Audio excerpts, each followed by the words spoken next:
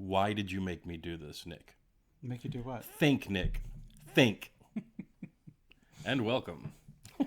Sorry. To our newest video. It's a co-video. Videos you can watch from the comfort of your home. Today, we decided to... Well, I begged Nick to watch this show just so we could talk about it. But we're going to... Give me his Amazon password and everything. Yeah, dude. I really wanted you to watch it.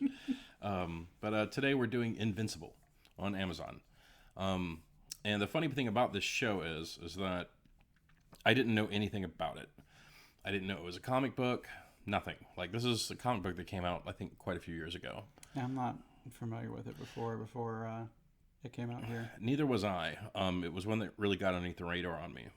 But I went into work one day and two of my coworkers were like, "Are you watching Invincible?" And I was like, "No." And they're like, "Oh man, it's so good. You need to check it out." I was like, "Whatever." I'd never heard of it. I didn't care. Yeah. And they showed me the first episode and I was like, "Okay." And then I went home and was like, "Amber, check this show out and see if you like it." Because it's got like Sandra Oh in it. She loves Sandra Oh. Mm-hmm. Fake doctor. Yeah. I thought that was going to be an easy sell. And then but she wasn't feeling it either.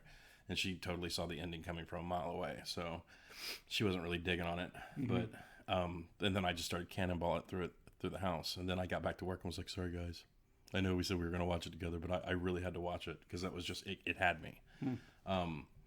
But yeah, I think it's another one of those shows that really can lend its success to COVID. Yes. I think it's a true COVIDeo. Yes, it's one of those ones where it was pretty early on in the pandemic too, wasn't it? Yes. That you were kind of like stuck at home. It's like, what the fuck am I going to do? So you're just kind of flipping through and being like, The Boys had been out already. So I guess if you're in the mood for more superhero shit, there it is right there. Yeah. And throw that one on and... But, I mean, as far as production value, to me, I think Invincible's just got more star power. I mean, J.K. Simmons, Walt Goggins, Michael, I think it's Stamfanalius or something like that. You've got, was his name Chris Yoon from Walking Dead? I don't think it's Chris, but I know who you're talking about. Maybe it's Mike. No. Well, I mean, I'm going to totally recall it here in a second. I'm thinking, but while I'm thinking of that, you had the girl pulling up the star power names. You had the girl who played Britta in Community. Oh, okay. Was she? She was Adam Eve. Adam Eve. Okay. Yeah. You had. We are so prepared here. Stephen Yoon. Yeah, Stephen Yoon. I remembered his name before I pull it up, but like just a second before. That's how it works out.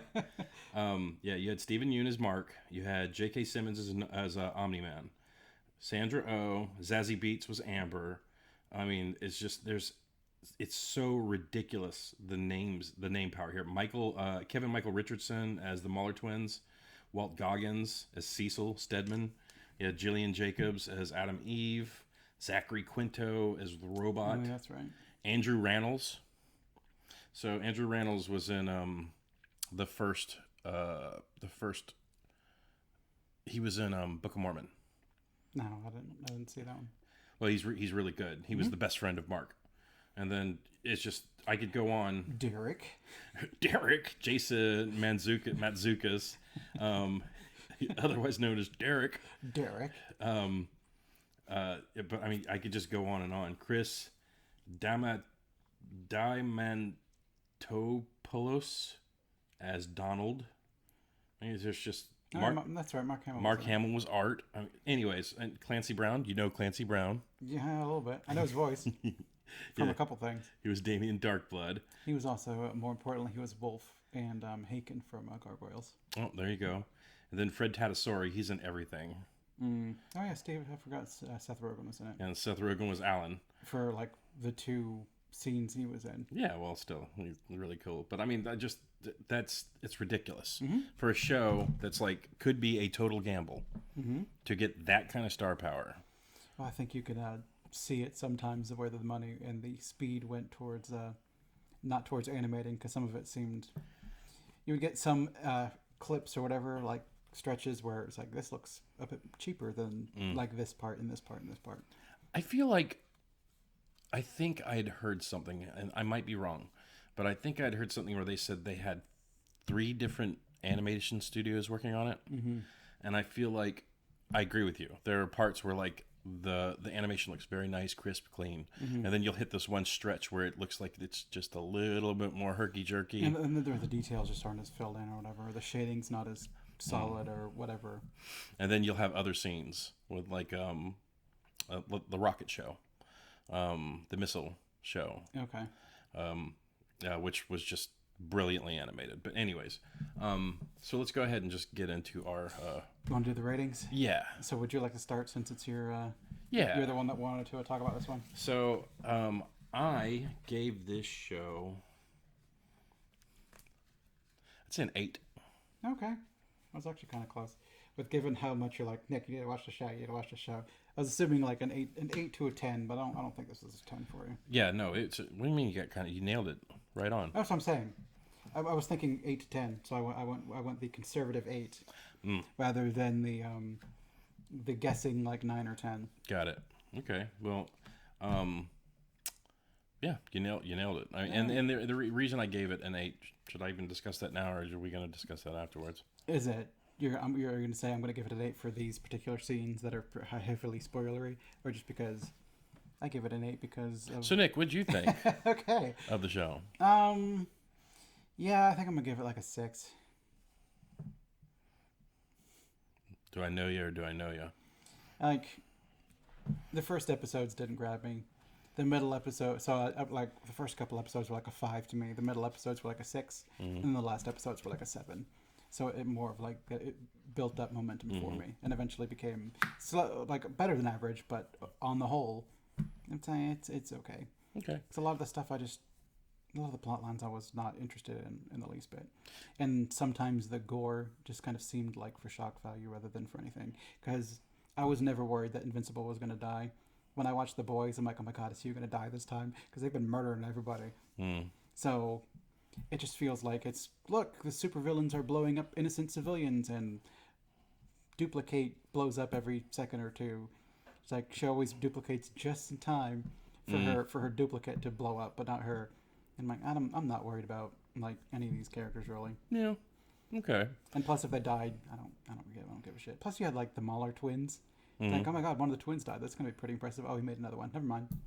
Are we in spoiler territory at this point? Yeah. All right. Well, it's you know the deal. So we're gonna be doing spoilers here. So you've been warned. Spoiler. So go watch it. Come back. You know the deal. So I want to do a little game called Point Counterpoint. Okay. So you brought up about the Mahler twins. Yes. So what I really liked about that was the show is not doing anything completely original. No. But most shows aren't. Well, yeah, no, it's going to be hard to find like anybody that's like reinventing the wheel right now. But at least I liked that, and I know you said you weren't crazy about the grittiness of it and everything like that.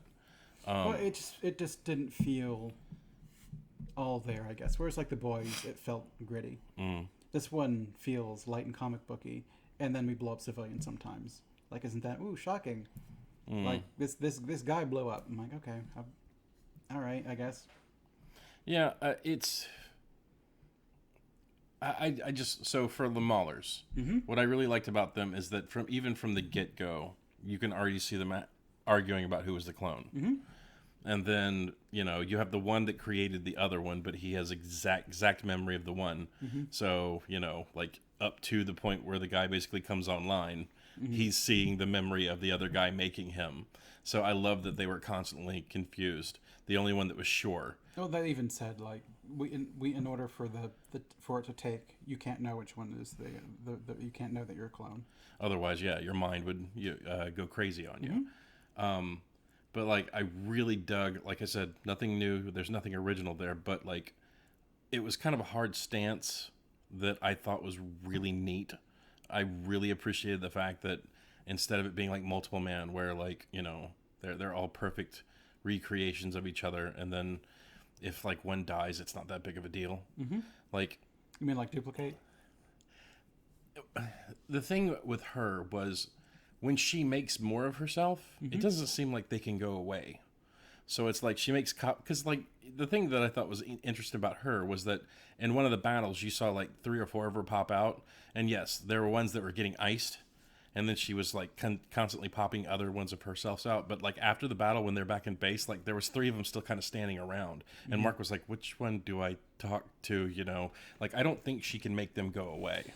So I think she has to be conservative with how many she pops out. Maybe, but I also wonder how much of that is because they only did that a couple times, where there was multiple of them standing around for the fight scenes, for the joke of which one do I talk to, and for the one when Adam Eve walks in and there's like 3 Kates with the boom guy with Derek. And then the rest of the time there was only like just the one, because then you have to animate 3 of them or whatever, and that just sounds expensive. Well, it's like that's the other thing that I was wondering. It's like, can all of them duplicate, or can only the main duplicate? I don't know. They don't really go into it. Can 1 make 2, 3, 4, 5, and 6, or can 2 make 3, 1, 4, 5, and I mean, they don't really go into it. Because I mean, honestly, if I was her, I'd pop out a couple of them, then I go stand way the fuck back there. So it's so I couldn't get iced. It would be I stay back here at base and I send some out. So if some die, maybe like not all of us die or something like that. But see, I dug some of the people had very real consequences to their powers. It's like it wasn't all fucking like sunshine, lollipops, and rainbows. That's why I think Monster Girl was probably the most interesting character, because she was like different. Right. Like Duplicate was just multiple man. Adam Eve, I guess, was slightly different in that she could like, I don't even know what her power was. She could like manipulate atoms and change things around and stuff like that. Yeah, she basically she could do whatever she wanted to. Like she could change things, change atoms, and like she can create. She had like basically the power of creation. Yeah, and she used it to make like little pink shields, and occasionally to do. Well, I think occasionally like make a treehouse and stuff like that. Well, I think make doors disappear. But like I think it was kind of like coming into your own, kind of realizing like how much power you really had, because it seemed like hers was somewhat of a Gossamer world where she had the boyfriend and she's on a super team, and you can already tell that her parents don't really like the fact that she's like going out there and like saving the world and shit like that. But then like finally when she gets fucking fed up with it, she's just like, fuck it, I'm doing what I want. I'm hanging around a city where people keep dying and getting attacked. I'm just actually going to go out and change the world. Yeah. And I like that she like took that stance. I thought that was neat. It's like stopping a fight or whatever occasionally maybe makes a difference for a few people, but like I can go out and reseed the desert or something like that and be doing greater things with her power, and that's interesting. And she even finds out that there's consequences when it comes to manipulating stuff like that too, because it was like you're helping people and then more people come that need help and everything, so it's like it never ends. It never ends. So she found out why God stopped talking to us, because God's like, oh, you need this, okay, here you go. Oh, you need some of that, okay, you know what, la la la la la. So but I liked that. I liked how Mark wasn't like amazing with his powers. Even near the end of the show, he was still struggling with flying. He got his shit kicked out of him. Yeah, but I mean, and even then, there's more to his character that we didn't get to see, like the rage stuff. Whenever he would go into a rage, like his strength level would pop up like humongously. So it's like I feel like Omni-Man, of course, is like the Superman of the show. Just without eye beams and cold breath. They didn't go full The Boys. He's just Superman. Flying and super strength was and basically invulnerability. Even though he's not, I don't think he's to Mark's level invulnerable, because like Mark getting the shit kicked out of him by Omni-Man, who was trying to kill him, and he still lived. And you had Omni-Man go up against that super team, and he even collapsed at the end of that, and he was getting the upper hand on those guys, and he was getting the shit kicked out of him. But see, Mark got beat by a cat dude with a mace, so I think they're probably about the same. He fought one superpowered guy and got his shit kicked, and Omni-Man fought a team of the world's best superheroes. Yeah, and beat them all, but then kind of collapsed afterwards. So I think they're kind of. It's like Battle Beast, I think, is on par with Omni-Man. I think his planet's Omni-Man. But then you think like. So sure, he'd get beaten up by him, and need recovery. But you think all of the Guardians match up to Omni-Man? Maybe a little bit. I mean, they were able to put him down. at the end, like once they were all fucking slaughtered. Yeah, when they were teaming up. Some of them died quicker than others. Oh yeah, like the Aqua dude. Yeah. He got his shit stuffed in real fast, and like I don't remember the Batman equivalent doing much either.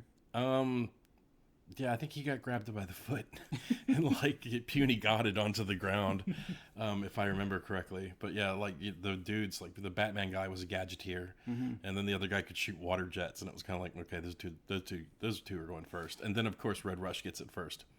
My favorite power, speed. I'm like, he'll never be able to catch him. And very first, he snatched his ass up. I was like, man, yeah, your speed doesn't do you great when you're snatched by the head. But like the thing I loved about that is like when Omni-Man's popping his head and you see like the eyeballs, like I love that you see him at first, he's like punching him, and then he's so desperate he's got broke hands, and he's just beating him with his. That's kind of like we've had talks about what would be the best superpower, and Lance is always like speed is the best superpower, and I'm like, speed is an amazing superpower if you also take all the things that you assume you get with it, like the ability to perceive things quickly, time travel, phasing. Those would all be like, if you're playing a superhero RPG, those are powers you got to take separate.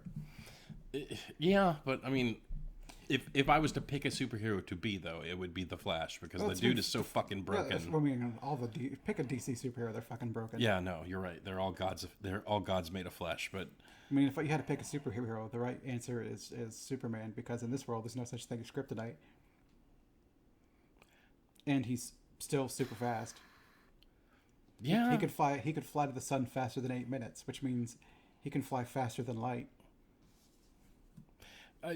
And ta-da, DC's weird. It's just I think the people who made Superman were just like, he can do anything we fucking want him to. Yeah. So let's amp it up to 11, and just have him go crazy.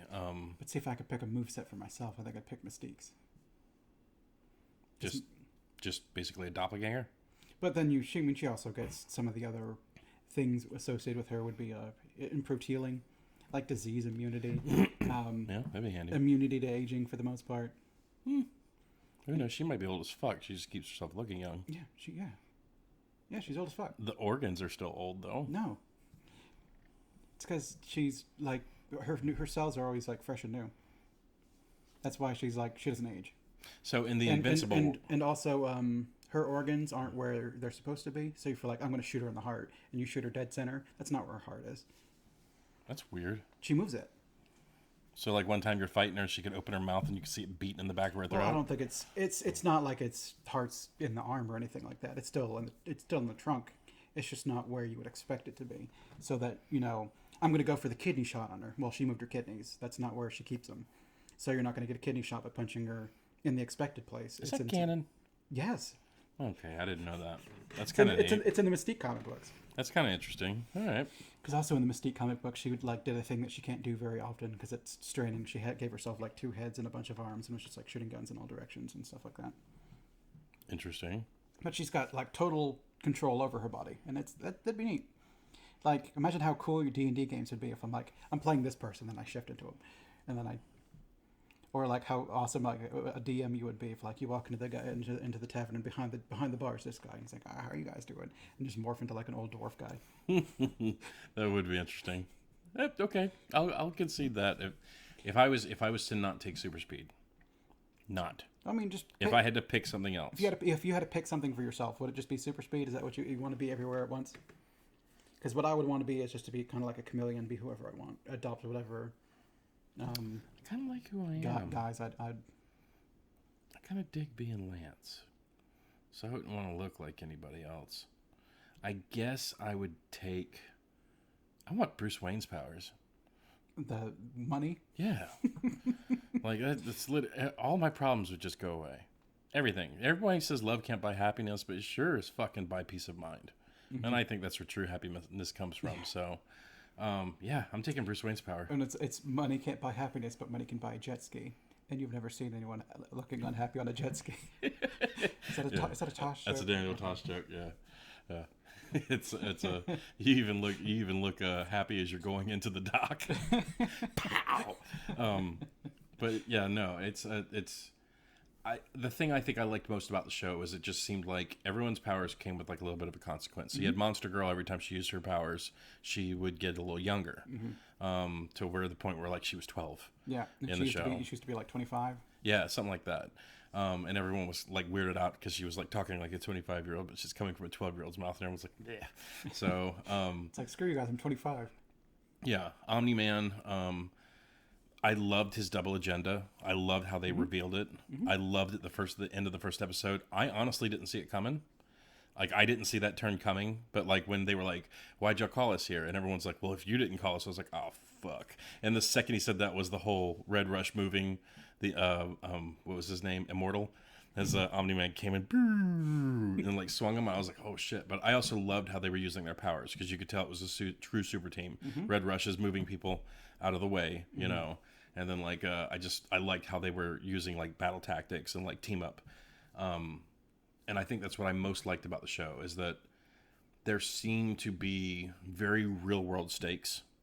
I liked how you had the superheroes doing the superheroing stuff, and then like there was very like the first time Invincible tried to save that little old woman, and he got knocked, and he was still holding on to her, and he like crushed her underneath his body as he got knocked through the air, and he was just like, "Oh God, oh shit," you know, like, and he realized, and it was always the whole MDC man holding SDC woman. Yeah, it's like, great, you can take the fall. The person that you're smearing across the pavement underneath, you can't. Yeah, and like when the building was coming down, when he got knocked into the thing. Yeah, no, like the last episode or whatever. Yeah, and that whole episode was extremely heavy, but that like one was good. But like the thing is just. I really dug the show because I felt like it brought in a very humanizing feel to a very superhero-y show. I liked how Cecil had all this stuff at his disposal, all this money. He was putting in all this technology, but he still, when it came to someone like Omni-Man, he knew they were fucked. Yeah. And I liked how he slow played the game where it's like he knew what was going on the entire time, but he needed to buy time. Like, let's keep this guy on his best behavior until he fucking flips. It's like, hey, there's this new Marquette coming up. Maybe we can wait until he gets strong enough to maybe take out Omni-Man. And I hope he doesn't join him. Yeah. And then it was like he was sending him into like little tests like, hey, you know, you can go fight this thing. I mean, you know, you're the best thing we got going for us right now. And then he came back successful, and they're like, okay, well, if this kid turns 2, we are super fucked. But yeah, I like the stakes of it. I liked Damien Darkblood, who was played by Clancy Brown. Yeah. Like I thought this show was very, very interesting. All of the different directions that they were kind of taking with it. You don't want to like Omni-Man, but I fucking loved him. Yeah. The last 2 episodes I thought were fantastic. The whole, you know, I'm from Viltrum, but I didn't quite tell you everything that was going on. That whole turn was great. Is there a part that like stood out to you that you really kind of dug? I don't know, because I could sit here and gush on it all night. Yeah, I mean, a lot of the stuff that's interesting to me would have been like the last few episodes, like the one he's holding on to Invincible, like through the train and stuff like that, and just being brutal to show like, look how weak and pathetic these people are. Yeah, and he's just floating there, just holding him. Yeah, and Mark's like powers to stop him. Got his hands out like, oh my god, and just people are exploding. He's trying to stop the train, but like you have the dude who's super fucking strong holding you in position. You're not going anywhere, and he's just like, no. And then finally, when Omni-Man was done with it, he just put his foot through the bottom of the train, flipped everything over. I thought that was just And I agree with you. There's a lot of gratuitous to that whole thing, but it's like I felt like Omni-Man was trying to get his point across. Like, look at these people. Like, they're from the planet I'm from, we had to fight each other until we weeded us down to the best of the best. You know, and then everyone that came out of that was fucking like super powerful. We're all apex predators. Yeah. And like, there's no apex predators on this fucking planet. And I've already gotten rid of the biggie bigs for you. The top team, just to make them compliant for takeover. Yeah, like there's no one who could like even when Omni-Man shows up, you could tell they were annoyed by his presence. Because they're working. They're putting in fucking work. And he's just like, hey, guys, I'm just going to fly over here and get this. Yep, I got this, too. That's, it's kind of they probably ask him multiple times to be on the team, and he's always snubbing them. So they're just being like, oh, that guy thinks he's too good for the Guardians of the Globe. That's exactly what it was. And, of course, he is. Yeah, no, if you're literally Justin Timberlake, you don't have to join the Backstreet Boys. You just go off and do your own thing. You mean NSYNC? I don't know. I don't know boy pop. I'm sorry. I think NSYNC's the name came from the last initial of all of their names. Fine, then let me do one I know. If you're Jordan Knight, you don't have to stick around and do. God, what band was he in? Oh, New Kids on the Block. Oh, okay. Yeah, I don't know that one. that was for you, Shelley.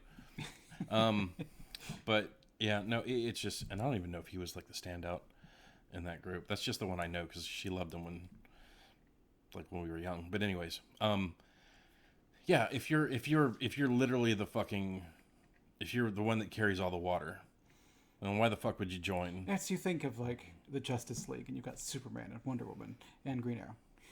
It's like, why the fuck is he here? It's like, I got money and I could shoot arrows. Yeah. You're kind of like the guy who's got money but can throw batarangs. Well, I'm also a great detective. Yeah, so say. Hey, Bat Guy and Arrow Guy, why don't y'all put your money together and buy us a new plaque for the front of the building if you're feeling you want to be useful this week? It's as Superman, that's got to be amusing to sit on those things where it's like, what are we going to do about this? And Superman's like, I could just throw him in the sun. Guys, sun? Yeah? No? Sun? No? That's if he didn't have that pesky morality. He probably would be. But, to be like, I locked for Batman's being like, I took the Joker and I put him into an argument again. And Superman can just be like, again? How many times has he been in there and broke out and killed a bunch of people? Check this shit out. One more time. Sun? Yeah, no? I don't think Joker can fly. Watch me starfish him to the moon. You want to hear him? You want to hear him tell really funny fucking jokes until he hits Atmo? Yeah. Maybe he'll spray me with his flower on the way up. Yeah. No, that'll be hilarious. Just hold your breath, Bruce. I'll fly you out there real quick. Look, see, look, he's freezing. Oh shit, you are too. All right, here. But yeah, that's got to be amusing. Now, I want to ask you one question. Mm-hmm.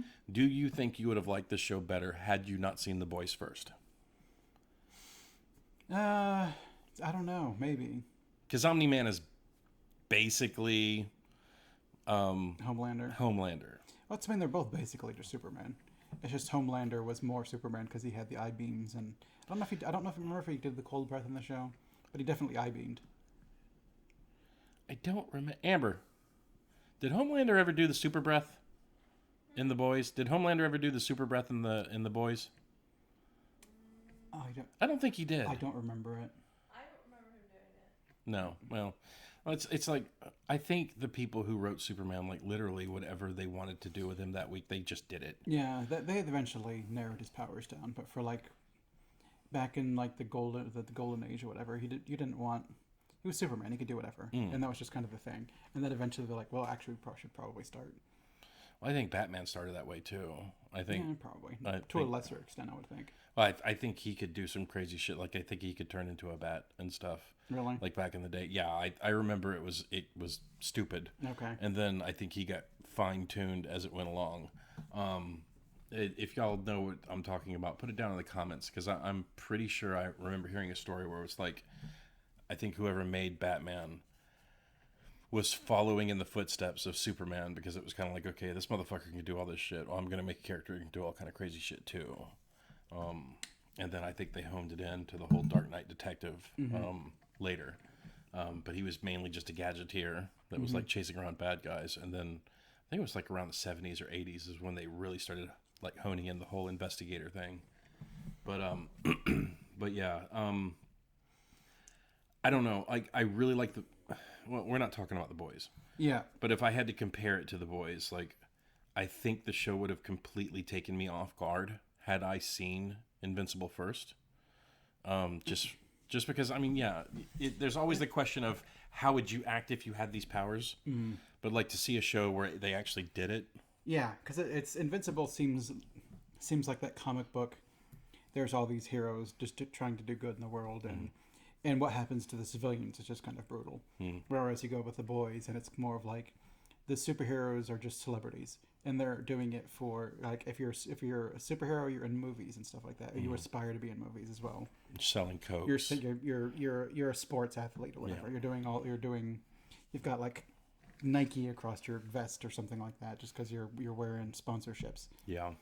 And it's a more realistic take on it, whereas I think Invincible's kind of the in between. Yeah. which I guess maybe was a little bit jarring to me because I didn't feel stakes for the characters in Invincible, whereas I did in The Boys. I felt like if you were a civilian in Invincible, I'm like, oh, you're fucked, because they're just blowing people up left and right, like they don't give a shit. Yeah, I liked some of the jokes in Invincible as well when they took on was it Dr. Quake? Mm-hmm. And I thought it was great. And he The was bracelets. Yeah, he was like there was Professor Quake, and he was like Professor Quake, and he's like what did you do? Get your master's degree in tectonics or something like that? And he says, yeah, and I also had a minor in African dance.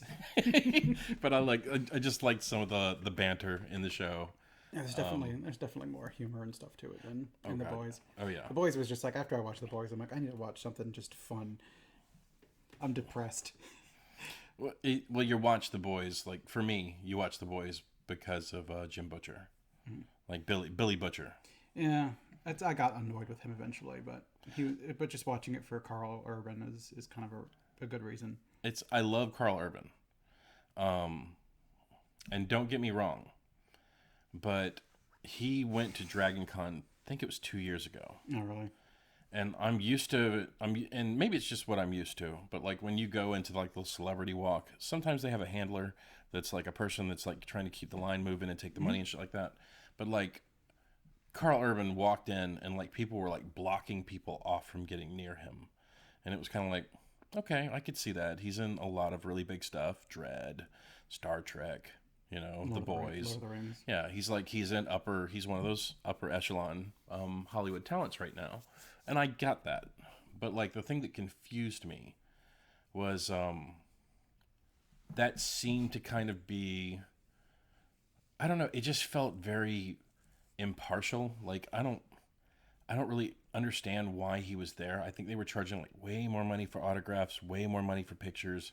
I think they've had Patrick Stewart and stuff there before too, where they were like off in their own room and you had to pay. Old though, like it's Patrick Stewart. So the most expensive I've ever heard of was Patrick Stewart. Then they also had. Did they have Ian McKellen too one year? I don't think they've had Ian McKellen. I could be wrong, but I know that they had Patrick Stewart, and they had William Shatner. Okay, I think I remember that one. And then they had Alice Cooper, which was weird. Yeah. Yeah, like because I remember like there was a line of people, and I was like, "What are y'all in line for?" And they're like Alice Cooper, and I was like, "Why?" Like I mean, I get it. He's got some great songs and everything like that from the past, but like it's weird seeing him at a sci-fi at Dragon Con. Yeah, sci-fi anime convention. It was just kind of odd. And I was kind of like, is he making like I would have understood Mike Tyson being there more or because even Rob Zombie maybe because of the horror movies. Yeah, but it was confusing. But I mean, like, what was he writing on at the time? Like the Wayne's World appearance? Like I wasn't sure. But anyways, like that was another one where it was like $200 I think for an autograph or something like that. It was ridiculous. That's crazy. Yeah. But like I mean honestly, I would have paid it to see Patrick Stewart. I just didn't know. And it's kind of like you're at Dragon Con, you've got limited time. Going to see Patrick Stewart is like a half a day affair. Yeah. If not more. But it's like it's weird because like when they came into the walk, which okay, that does set it apart because when Patrick Stewart was there, they like had him in his own room. Mm-hmm. So and then they were bringing people in like one by one kind of a thing, and you were exiting out another door. Yeah. At least Carl Urban came into the main walk. But the other thing is I wanted to meet. I don't remember his name off the top of my head, but I'm going to look it up because it's an actor that I love. I absolutely love this guy. Can you give me what it was in? Maybe I'll remember it. So he was in Balls of Fire. Okay. Did you ever see Balls of Fire? Is that the ping pong movie? It is the ping pong movie. Okay, I have seen that one. Which is weird because I'm looking it up. Oh, there. Nope, that's 1941. Randy Daytona from Balls of Fire? It is Randy Daytona from Balls of Fire. Is that the guy that's in? Is it the guy that's in Fanboys? Dan Fogelberg? Dan Fogelberg. Yeah. Is that the guy that's in Fanboy as well? Yes. Okay. He's in The Walking Dead. He's been in. He's been in The Walking Dead. Okay. Yeah, he was in. Seasons. Dan, so it's Dan Fogler. Fogler. Do you have a picture of him? Yeah, that's Dan Fogler right there. Okay. All right. Yeah. Okay. So he was Kowalski in the new Harry Potter spin-off movies. Oh, I've not seen any of those. Oh, you didn't miss much. I didn't sound like I was. But like Dan Fogler, the very first thing that I seen him in was Balls of Fire, and I fucking loved him. I thought he was so good in that movie. It's a movie that's it's silly. goofy as hell, but Yeah. I love just. Would you like to get a prostitute? No, no, no. No, I can't. That part had me rolling. But I thought he was just so funny because like I'd probably seen him in Balls of Fire first, but I remember him from Fanboys. and see that was the second thing I'd ever seen him in. It was Fanboys, and I liked how Fanboys poked at it's like that's the 40-year-old virgin like movie poster that they with, put with the Darth. with the Vader Darth Vader helmet on. God, that ring light is just so. You're holding something reflective up to Just a light. something, yeah. No, I get it. But yeah, that was the second thing I'd seen him in. But like, I really, like, I knew that people were at Dragon Con to see him because of his character in Fantastic Beasts. Okay. And I wanted so desperately just shake his hand and be like, dude, you're a fucking amazing person. But when he came in, it was the same thing. People blocking him off. You couldn't get near him until he got behind the counter. Then the woman was like, stand behind the line. That was like 6 foot way the fuck over there. And like, and before you even walked up, they're like, money, give us the money. Tell us what you want specifically. Then you come up and you do like fucking hover hand, don't look him in the eye and all this other stupid shit. And it really disappointed me. Like there's that old saying, don't meet your heroes. Because that dude, like, he's one of my, I know he hasn't been in a lot, but I fucking love him because like in a movie as silly as Balls of Fire, like that dude fucking committed to that character. Yeah. Well, I mean, there's also the plausibility that it was agents or just Dragon Con beefing up security or something like that too. 'Cause, I mean, I met David Carradine, and he only had like his handler, his agent, or whatever next to him, and like David Carradine was a dick. Yeah. He didn't respond to anything. It was all the agent being like, if you want this and this, it costs this much, and then David Carradine would just like sign it real quick and go back to eating his nuts or whatever, and just not acknowledging anybody. Well, it's like I feel like some of those people think that kind of stuff is just below them. Yeah, and and their agents are just like, just go there, we'll make like this much fucking money. You don't have to do that much. Like let the fans see you, and it's like they don't connect the fact of if these people love me, they will follow me from project to project. But like David Carradine at that point, I think the last thing he did was Kill Bill. Yeah, and Tim and I went with the DVD slates from Kill Bill, and we were going to get them signed. And it was like $25 per signature, so we're like, oh, I guess we'll just get one signed or whatever. And then he like signed it, and I walked away, and we're like, that guy's a fucking dick. And for the rest of his life, and even now, we were just kind of like, screw that guy, making jokes about him with the autoerotic asphyxiation. Because if you're going to die, don't die that way. No. Because that will be fodder for people for the rest of your life. You need to have like his handler should have been there for that one. That's the one of if I die of a heart attack, you come over and wipe my hard drive. He needed that spotter. Yeah. But yeah, no, it's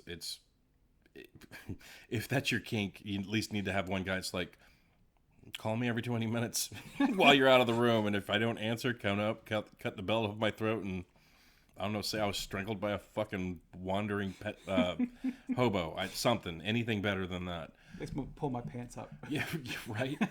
Yeah, I mean, make it look like a suicide, not a don't not an accidental. Don't get me wrong. I'm pretty sure I'm gonna die on the shitter.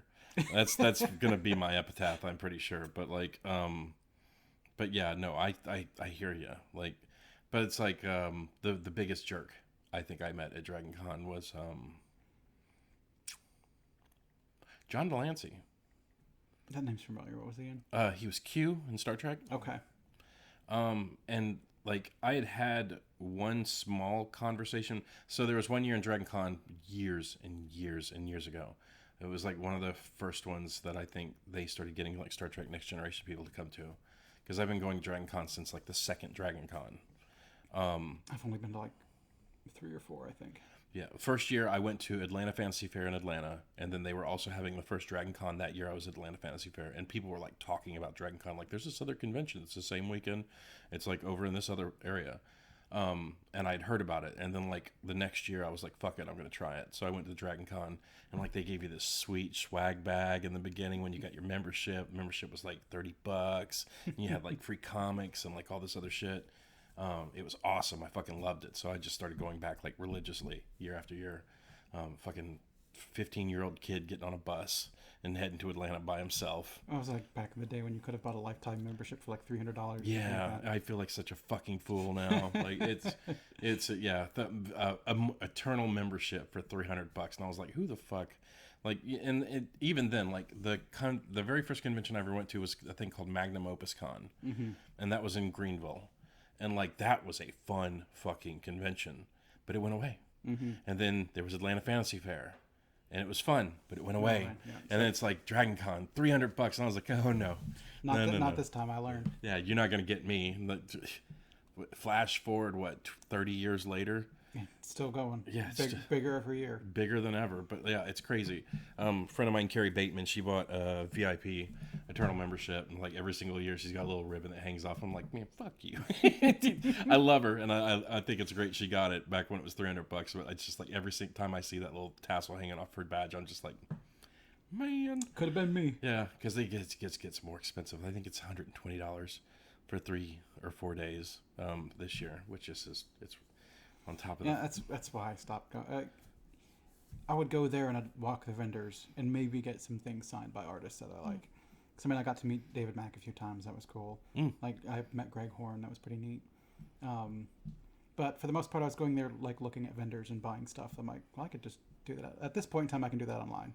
Yeah. And not spend $500 to maybe meet a person and have a signature, which is neat. But I mean, is it really? Do I really need to have met Jonathan Frakes? I mean, it was neat and all, but now it's just kind of like a vague memory that I get like a brief story from. Yeah, and I know what you're talking about, but like back in the day for me, it was more of I had 2 or 3 places that I could shop from, like my Yeah. nerd shit. You go here and you see like this mecca of fucking nerd shit from everywhere. Now conventions for me is I walk through the dealer's hall and go, how much is that? Yeah, it's much less expensive than on Amazon. Okay.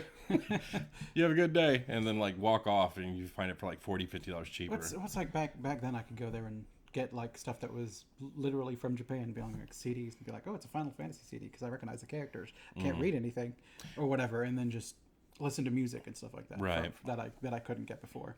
Now I can just like download all that shit. I don't need to go to a convention hall anymore. You just listen to it for free on like fan sites and shit Yeah, like that. just go to YouTube.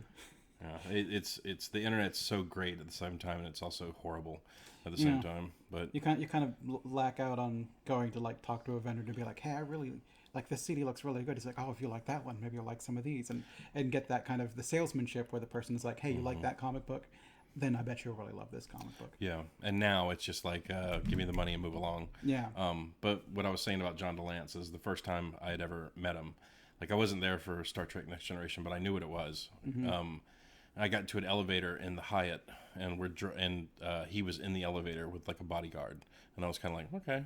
And I remember I looked over at him, and I've always told myself from a very young age, don't fucking gush on celebrities. It's got to be fucking weird for them. Yeah. So I remember I looked over and saw him, was just like, I just kind of looked, and like the elevator's going up, and we hit like, I don't know, the 12th or 13th floor, and then the elevator just stopped. Like between floors, it just stopped. And like I'm just kind of standing there, and we're just kind of like looking around, and you have that momentary thought of, is this the fucking thing gonna fall? You know? And like I just kind of looked around, and I turned around and looked at John Lance, and he's just kind of like looking at me, and I went, I don't know what you're up to, Q, but this isn't funny. Make the elevator go again. You know, just in my best Jean-Luc Picard or whatever. And he just looked at me and went, huh. And his bodyguard kind of like got between me and him and like started like step in on me, and John Lentz like, it's okay, he's just telling a joke. And then like we waited there for like 5 more minutes in awkward silence because I thought that would get a conversation going, but no. And then the elevator started going and we got off. Well, that's always a story I've always loved telling. Flash forward, I think it was like 6 or 7 years ago. My buddy James Turner had a copy of like, I think it was one of the Star Treks that he wanted to get signed. And James was like, I'm going to go get an autograph from John DeLance. I was like, let me go with you. And we went, and like I'm telling him the story as we're waiting in line. And James was like, yeah, I know, you told me the story before. And I was like, yeah. And I said, I wonder if he remembers that. And James was like, you think? And I said, well, I mean, you think you would remember something like getting stuck in an elevator. Getting stuck in an elevator, yeah. You know, so like we get up to the front of the line, and John DeLance's like, "Hey, who do I make it out to?" And he was still being very affable with James and everything like that. And maybe I shouldn't say he's the biggest jerk, because it was pretty wicked burn. Now that I think about it, it was a good one. But like we get up and James is like, okay, I'm making it James, okay, from John DeLance, blah, blah. And I said, hey, Mr. DeLance, do you remember the time that you and I got stuck in an elevator at Dragon Con one year? And he said, are you kidding me? It's all I ever think about. And like, and my buddy went, oh shit. and I started laughing too. I was like, okay, that's pretty good. And then we turned around, like walked away, and he said, dude, you got faced by Q. And I was like, yeah, I guess so. And like after that, I was kind of upset, because I was like, surely that would like, naturally you wouldn't remember me. Yeah. But you would at least remember getting stuck in an elevator. Yeah, at the far least. But no, we said that, and like my buddy was like, "Oh shit, you got," and like, and that. But I mean, it was a good burn. Like, as he came back with it really fast. But I've heard from other people that he's kind of a jerk, but I don't know. But anyways, yeah, that was when I got faced by Q. But but yeah, no, most people are just like, they're cool. Like, I got to meet Norman Reedus. Like, he was there with his friend that plays his brother. In Boondock Saints? Yes. Okay. And I just kind of walked up to him and like shook his hand. And I was like, dude, just thank you for all the. I say the same thing. Thank you for all the years of entertainment. I really appreciate it. You know, it must be great doing what you love, you know, for a living. Are you kidding? I hate it. Yeah.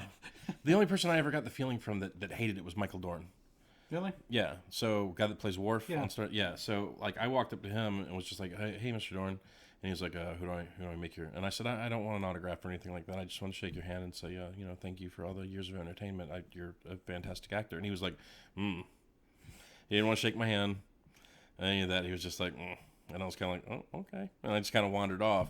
But like, there was nobody at the table. It was not like I was stopping him from like doing business or anything like that. But like, I found out that he's done like a lot of like Shakespeare and Broadway plays and stuff like that. So like, you have to feel like this guy thinks that all of this shit is like so far beneath him, you know. No, it's kind of like you have this entire catalog of work, and you're like, man, look at all this stuff I can do.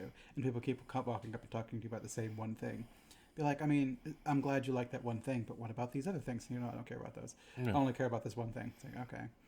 And then you just keep getting it and keep getting it and keep getting it and keep getting it. And eventually you just kind of get bitter and sour. Like Galaxy Quest. Yeah. The guy, Alan Rickman's character. Yeah. I played Shakespeare in the park, for God's sake. But, you know, there had to have been as many people that go to Dragon Con. There's one person that walked up, Michael Dorn, they're like, oh, doth my eyes spy Hamlet? And he's just like, my people, you know, like, it has to at least happen at once. And the nicest person I ever met is the lady who voices Gladys in Portal. She was awesome. But, no, I kind of felt like you would give... They're just going to go right back to Invincible, like we didn't have that 15-minute tangent about Dragon Con. I know I said I would be better about it. I know I said I would try and be better about it. I was going to let you go off, because, I mean...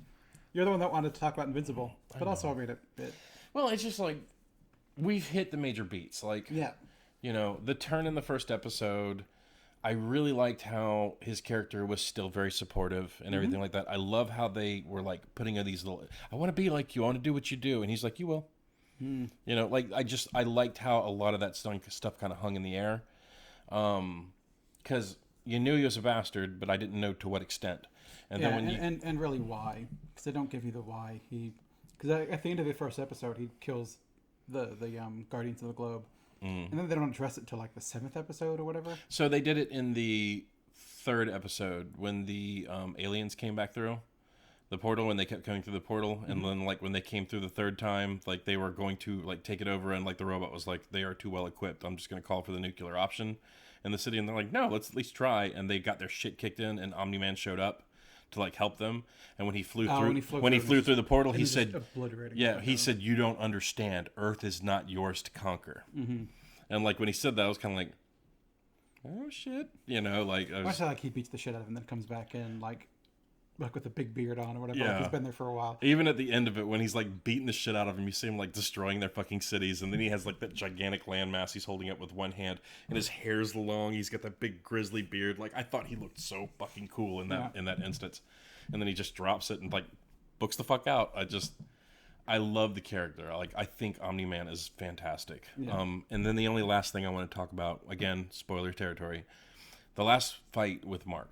Where he's trying to get it through his head. You know, you are fighting something you can't fight. You know, and like every time, like Mark's like, "I'll stop you," and he's like, "I'm waiting." Yeah.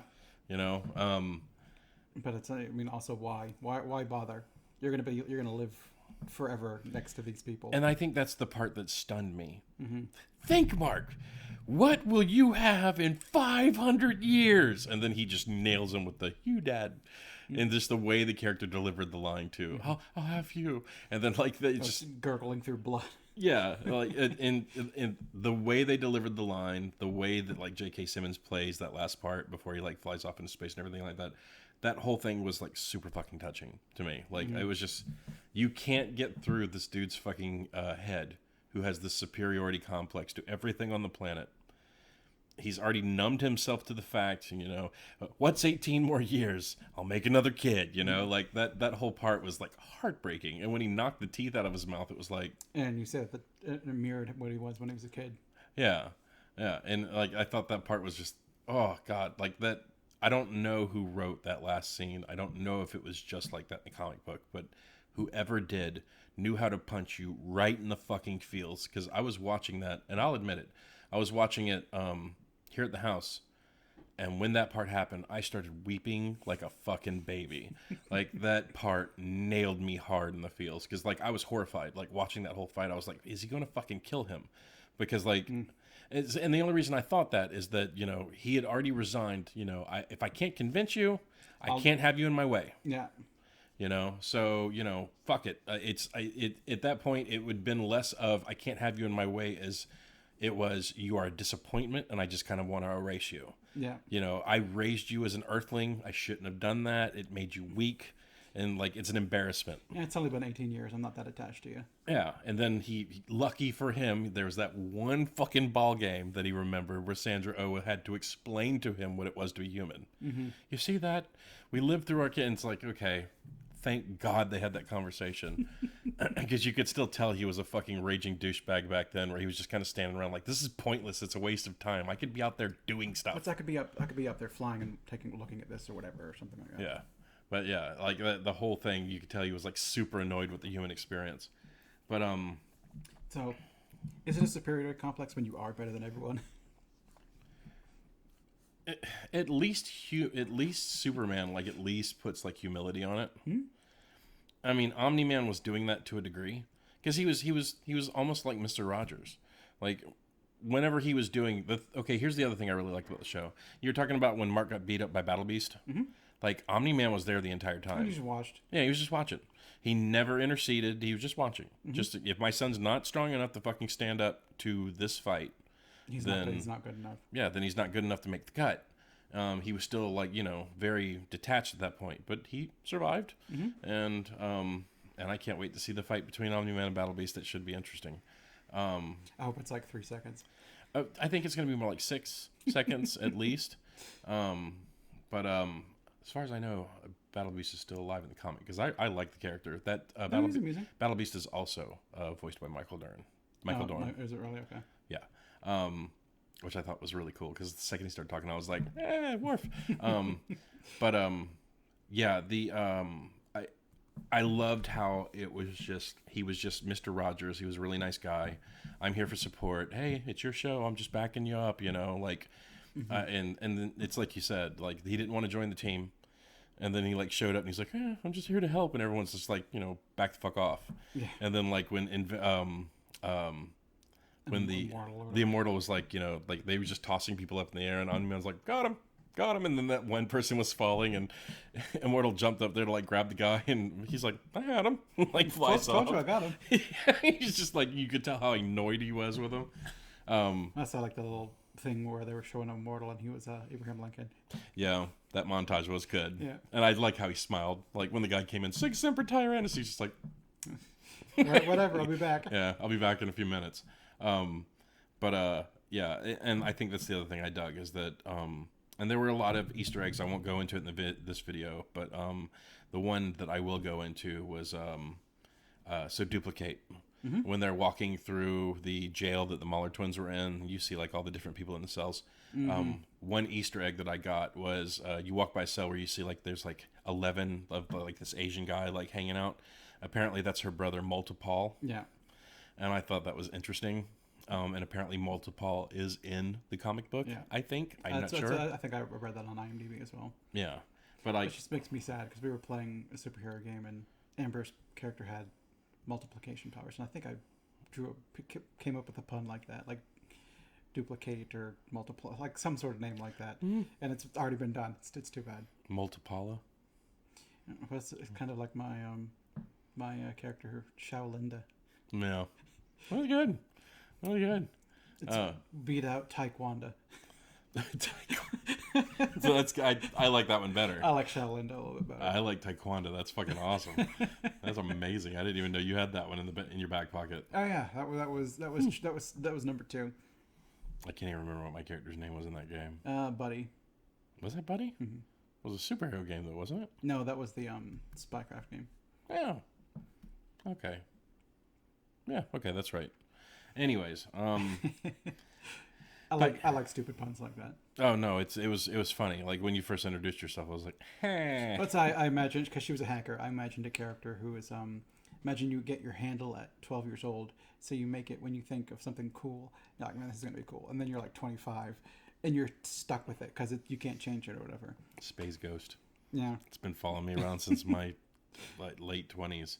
So no, I get what you're saying. so that's kind of where I got Shaolinda, where it'd be a thing like you're like, man, I'm 12-year-olds, and that's really cool, and then you get older and you're like, I'm so fucking tired of this nickname, but it's what it is now. No, that's you've always put a lot of depth and thought into your backgrounds of your characters. I would definitely say that. But like, I really like Taekwondo. That's great. You have to bring that one back on another game. Maybe. But Next time I play a hacker. there's so much other things I could talk about in this show, but I don't want to talk about all of it. Like, Yeah, just like sit down and talk about the show. I mean, it's was it 10 episodes or 8 episodes? I think it was 8, right? 8. So there are 8 episodes, and like there's characters we didn't go to, like the dude that has rock skin. He was interesting. We didn't go into robot. Yeah, the crazy robot dude. Yeah. It was like, Quaid, start the reactor. Yeah. Well, not only that, but then there was also the other robot guy who was like the mafioso. Oh yeah, something head, robot head, machine head. Machine Head, I think that sounds right. And again, super famous person playing that character. No, I and don't remember. Yeah, I don't remember either. But like, because like you could, like I said, you could go down this cast of characters, and it's just like, who? Holy shit, that guy, that fucking guy. Oh my god, it's that guy. Manzukis, I don't know who that guy is. Let's see, Mark Hamill, I thought was great that they had him as a side character. Yeah, he was in like 3 or 4 scenes. Maybe. Okay, so Mahershala Ali was Titan, Okay. the guy with the rock Yeah. skin. I'm looking forward to seeing him as Blade. John Hamm was Steve. Who's Steve? Steve was Steve. Fucking Stintons. So Steve was the guy in the beginning of the show that's like, yeah, it was like, I'm retiring. I'm retiring, and my son, he's not mine, but when he walks across that stage, it's going to be my son. Yeah. Let's see. Gary Anthony Williams was like the scientist.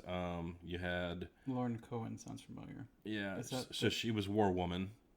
Nicole Byer was Fiona/Vanessa, which I'm guessing was the girl in like the green costume. Ghost or something like that. You had Chad Coleman as Martian Man. Let's see. Stop me if you see anybody. So that Jeffrey Donovan, he was Machine Head. But I can't quite put my finger on. Let's see what he's famous for. So Burn Notice. That's probably the big one that most people would know him from, but I haven't watched. I don't think I know him. Yeah, I haven't watched any Burn Notice, but I know that face because he's got that face. Look at that face. So Michael Dorn was Battle Beast. Okay. Oh, well, Jim and Hanzo. The guy that played. Oh, who? Yeah, Star-Lord. Who? Yeah. What's his name? Say it again. Jim and Hanzo. Jim and Hanzo. Yeah, I think that's pretty close. I don't know if the D is pronounced. I don't. I recognize him like from Marvel, and that's about it. Oh, So, yeah, Justin Roiland. Justin Roiland was Doug. Doug Justin, you girls want to go party with me? I'm fucking Doug Justin. My dad owns a fucking automobile dealership. Yeah. You had Oh yeah. The that's gonna Uncle Phil. No, Yeah. not No, Uncle that's Phil. the What's it's the cop from Die Hard. What's the cop from What's like in Family Matters? What's The cop from Die Hard. I know he's the cop from Die Hard, but he was the dad in Family Matters. Oh. I don't remember what his character's name was off the top of my head. I bet it's right on top. No, Die Hard. So he's Al Powell in Die Hard, and he's Carl Winslow. Yes. That's it. Carl Winslow. God, I love the internet. And then there's some other people in here that like I'm not 100% sure who they are, but like it's just there's a lot of fucking names in there. But I just like thought that I love Rick and Morty. When I saw like fucking Justin Roiland was like fucking I thought that was hilarious. Yeah, in like 1 or 2 scenes. Yeah. I guess it was technically 2 scenes. Well, it was even better whenever he got like his mouth removed and he was just going. that was right up his alley. So you're going to do angry gurgle and then you're going to do sad gurgle. I think I can pull that off. All right, ready and go. That's right up his alley. But yeah, like I could go on and on about the show. I honestly thought that we should have done like an episode by episode breakdown of this, but I know that we're not kind of in that area yet. Maybe it could be something we could circle back on later on. Yeah, maybe. Because I think there's a lot to like analyze in the different episodes. But like, even though I could keep going on, I'm going to draw myself a little short on this one, and we'll round on it later. Is there anything else you'd like to cover from this? Not really. I mean, there's just a lot of side plots and stuff in this that didn't particularly interest me. Like what? Give me an example. The robot monster girl thing. I'm like, I don't give a shit. Them building the new Guardians of the Globe, and they're all pieces of shit characters. I'm like, I don't care about any of these people. Well, it was like literally the best it was the teen, of what's left. But it was like the teen squad, and I'm like, is this really the best? We had like the one kind of interesting character where he was like a depowered guy, and now he's wearing a suit. I'm like, okay, he could be kind of interesting. We didn't go into him at all, really. And he got his powers back. And he got his powers back after he got his shit kicked in by Battle Beast or whatever. Yeah. So that could have been interesting, but they didn't really go into it. And so they were going into like the monster thing or the robot thing to be like, isn't it so interesting? He's a little gremlin in a tube. I'm like, I don't care. So like he freed the Mahler twins, and I'm like, okay, I guess I don't care. I thought it was an interesting twist. Like the guy was like, super fucking brilliant, but he's stuck in a body he can't use. And it didn't seem like that bothered him until he met Beast Girl or Monster Girl, and then he's kind of like, I get it because she's stuck in a body that's not doesn't feel like she has circumstances that are beyond her control, and that's happening to me. So I want to be with her. Yeah, and she really likes Derek, so I'm gonna clone him. Derek. I don't care what his character's name, and that's what he is to me. He's always gonna be Raffi to me. But I saw him in other stuff first. So like I saw him in Parks and Rec first, where he was the Playboy scent perfume guy or whatever it was. That smells like hot garbage puked up by a seagull. I love it. Yeah. But it's just him from Good Place. Just he's quotable, Derek. Well, it's he was the very first thing I ever saw him in was Raffi from The League, and his character is just so fucking like over the top on that show. It's ridiculous. And it's like, oh, this guy's knocked out. Y'all want to play Ookie Cookie with him? And then they're like, no, we're not playing Ookie Cookie. And then like they go on with the show, and then later on, like he's like, okay, goddammit, I'm coming on a cracker and eating it if y'all aren't gonna play. And it's like you're doing it by yourself, okay? But like his character was just so over the top, it was ridiculous. Yeah. But yeah, I mean, I thought that storyline was interesting. It was fine. It just didn't. It wasn't one of the more interesting things, I guess. And I don't know. It just didn't grab me. A lot of the stuff in the show didn't necessarily grab me.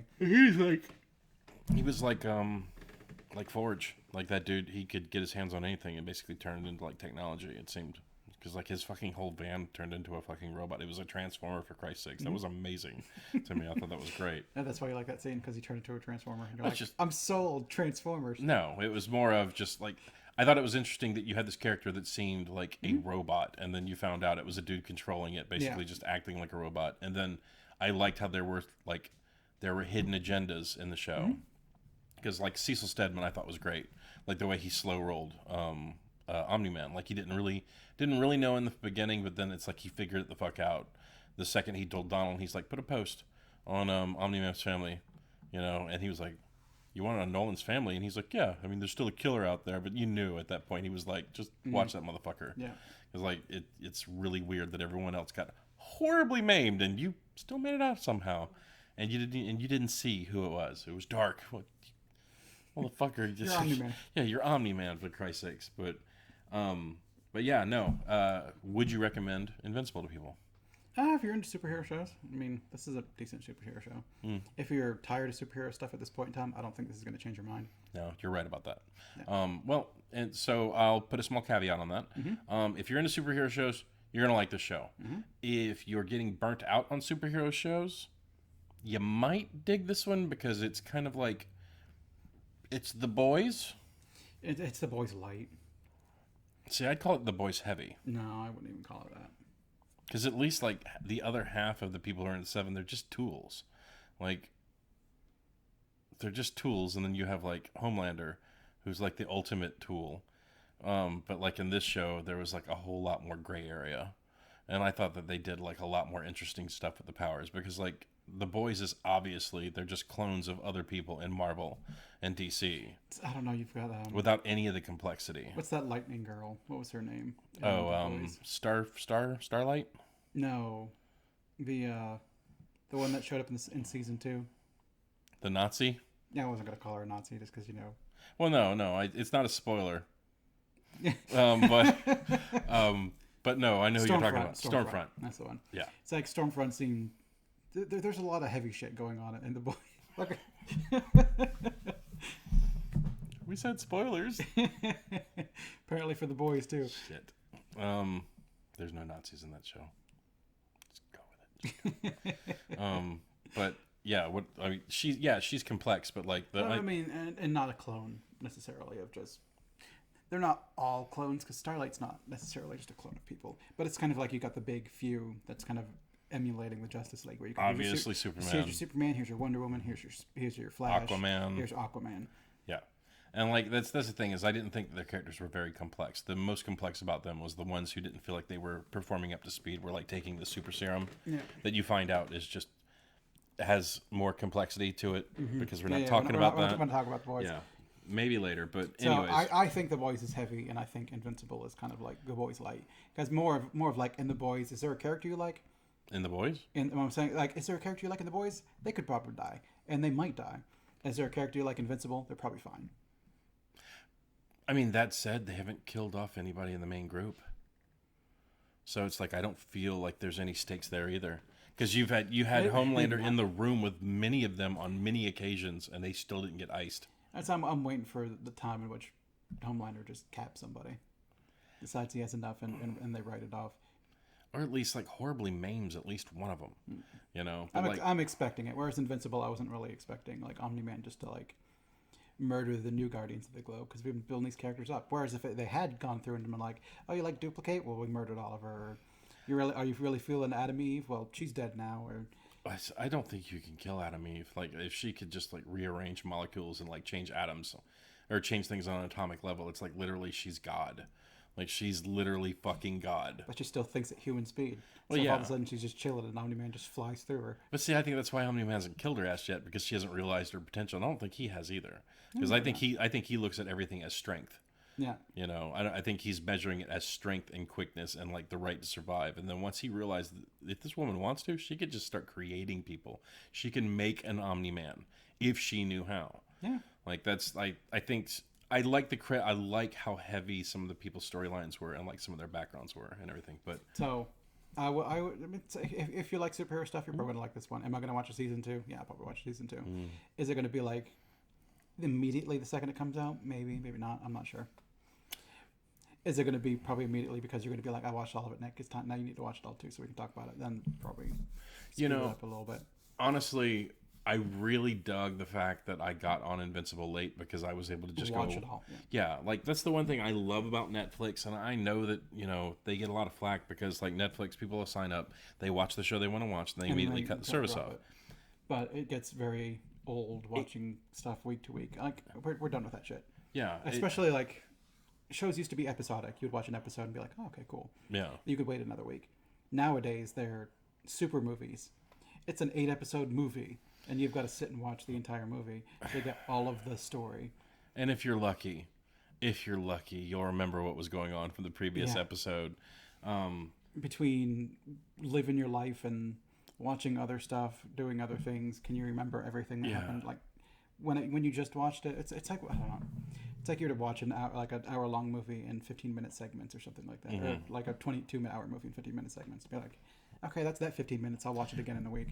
So I've never watched a show. I've never paid for a month and then like watched it and then cut it off. But there is one show I did do that for. It was Star Trek Discovery, because I wasn't sure if I was going to like it. And then they were whole like, sign up, get a week for free. And then, and then Amber and I, we like signed up, and then we plowed through Discovery, and then we immediately cut it off. Yeah. And then but now we have Paramount, because like there's so many other shows, because that was the only thing going on it for me. Yeah. And now they've got like Picard, they've got the show that you won't do with me, Yellowstone. Oh yeah, I'm not in it. Yeah. And then they're eventually going to have 4 6s, and then they've also got the other Yellowstone spinoff. It's like 18 something or other. Is that what it's called? I don't remember. Amber, what's the Yellowstone spinoff? Oh, 1894? That's the Yellowstone spinoff?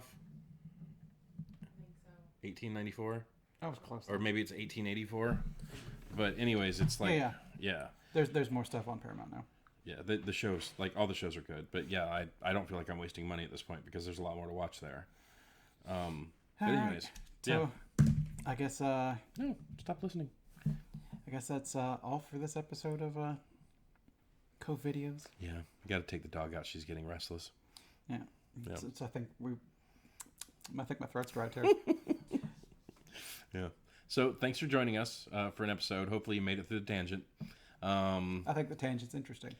Hopefully other people do too. I hope it's. People love hearing about like the time people met celebrities, and because they want to know the dirt. Who's actually a cool person to talk to and who's not. Spill the tea. Yeah, I don't think I've ever met like the only raging douchebag I've ever met was Bruce Willis. Yeah, the only one I've met was Hancock. I call him Hancock because he died out masturbating in Bangkok. Oh, I thought you were about to say Will Smith. I was like, you met fucking Will Smith? No. Okay. I'm glad we cleared that up, because people have been like, Will Smith died of beating up. He just smacked the shit out of Chris Rock. David Carradine. Bill, you heard it here first. Well, I guess you didn't hear it here first. But if you're gonna die masturbating, don't die in Bangkok. have a backup. Have someone to cut you down. Like seriously, that's a bit much. Pick a city that doesn't have cock in its name too. Pick Paris. Pay a girl $20 extra to choke your ass out, and then like give you a punch the duodenum if you fucking die. Hey, come on now, it's David Carradine. He doesn't have $20 extra. All right, thank you. Join us next time. See you next time, folks.